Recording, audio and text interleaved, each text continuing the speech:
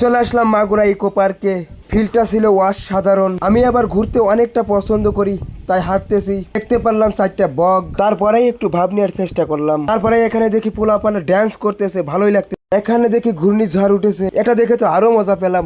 দুইটা মেয়ে মানুষ কিভাবে দুলনায় দুলতেছে দেখে তো অনেকটা মজা পেলাম। আরে বাহ, যত দেখি ততই ভালো লাগে, শুধু ফুল আর ফুল, চারিদিকে শুধু ফুল। আরে এরা কারা? এরা আবার বড় মানুষ হয়ে কিভাবে ছোট পোলাপানদের খেলনায় খেলতেছে, এটা থেকে তো আরো মজা পেলাম।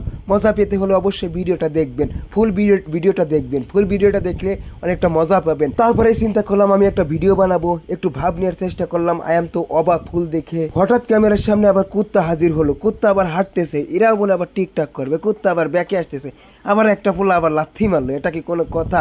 কুত্তারা মনে চাচ্ছে যে কুত্তার ছবিটা তুলি, তাই মনে করলাম ওই দেখেন কুত্তাটা আবার অনেক সুন্দর করে নামতেছে, এটাই মজা পেলাম। তো গাইস, আমাদের পার্কের একটা ভিডিও না নিলে ভালো হয়, সামনের দৃশ্যটা না দেখালে ভালো লাগে নাকি? এটা সামনের দৃশ্য অসাধারণ লাগতেছিল। তারপরেই কিন্তু আমি একটা ওয়াও একটা ভাব নিলাম। পরে আমার ভাইকে বললাম ভিডিও বানায় দিতে, সে আমাকে ছবি তুলতেছে। এটা কি কোনো কথা রে ভাই? তারপরে ওকে ইশারা দিয়ে ডাকলাম যে একটা মেয়ে আছে, মেয়েটাকে দেখতেই হবে। তারপরে ঘোরাঘুরির শেষে বাসায় চলে আসলাম, এটাই বাস্তব।